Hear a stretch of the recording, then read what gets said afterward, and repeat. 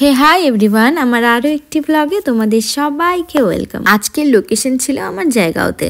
আজকে আমি একটা নন বেঙ্গলি ব্রাইড সাজাবো, আর আগের দিন সাজিয়েছিলাম বেঙ্গলি ব্রাইড।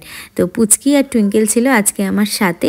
আমরা বেরিয়েছিলাম প্রায় 1:30টা নাগাদ, আর ওখানে গিয়ে আমরা পৌঁছেছি 2:30টা নাগাদ, কারণ রাস্তায় অনেকটা জ্যাম থাকে।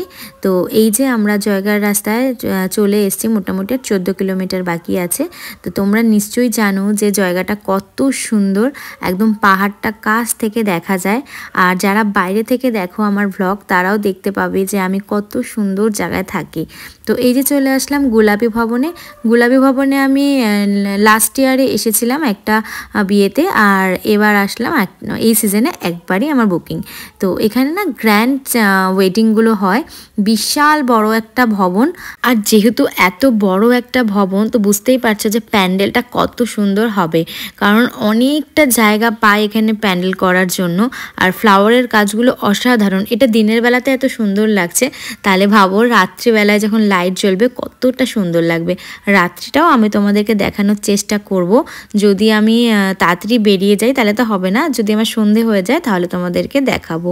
আর এই যে ভিতরটা দেখো, পুরো ওপেন প্যান্ডেল, একদম এই যে বসার জায়গাটা মানে অনেকটা বড়। আমি জানি না কতটা লাগছে, কিন্তু এখানে যারা এসেছে গোলাপী ভবনে তারাই বুঝতে পারবে।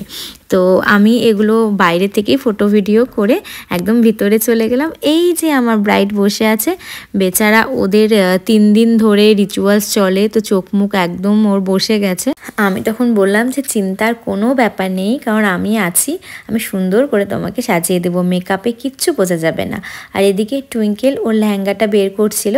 আমি অনেক নন বেঙ্গলি ব্রাইড সাজিয়েছি, কিন্তু প্রত্যেকটা ব্রাইডের লেহেঙ্গাই না লাল রঙের হয়, আর এটা ছিল পিঙ্ক কালারের। তোমরা বুঝতে পারছো কিনা জানি না, কিন্তু ভীষণ সুন্দর একটা কালার, একদম পিঙ্ক কালারের ছিল। এদিকে আমি ওকে বসিয়ে দিলাম, আর টুইঙ্কেলকে বললাম যে চুলটা ক্রিম্পিং করে নিতে। কিন্তু এদিকে ওর বান্ধবীরা এসে বললো যে ও এখনও খাওয়া হয়নি। তো আমি এদিকে সব কিছু রেডি করতে করতে ওদের বললাম খাইয়ে দিতে। এরকম বান্ধবী পাওয়াও ভাগ্যের ব্যাপার বলো। কি সুন্দর করে খাওয়াচ্ছিল, একদম যত্ন নিয়ে। একজন খাওয়াচ্ছিল, একজন জল দিচ্ছিল, দুটো বান্ধবী ছিল, ভীষণ ভালো, ওর ভীষণ কেয়ার নিচ্ছিল। তো এটা দেখেও আমার খুব ভালো লাগলো। এবার ওকে তাড়াতাড়ি করে সাজাতে হবে, কারণ তখন বাজে প্রায় 3:30টা। ও আমাকে প্রায় 5 মাস আগে বুকিং করেছিল। অনেক প্ল্যানিং করেছি আমরা দুজন মিলে, যে বিয়েতে কি সাজবে না সাজবে। ও আমাকে জুয়েলারিগুলো দেখিয়েছে যে এই ধরনের কিনবো, বা ওই ধরনের, বা এই ধরনের হেয়ার করব, বা এই লেহেঙ্গাটা পরবো। ও সব কিছু আমাকে দেখিয়েই করেছে। কিন্তু জানো তো, এত প্ল্যানিং করার পরেও যখন আমি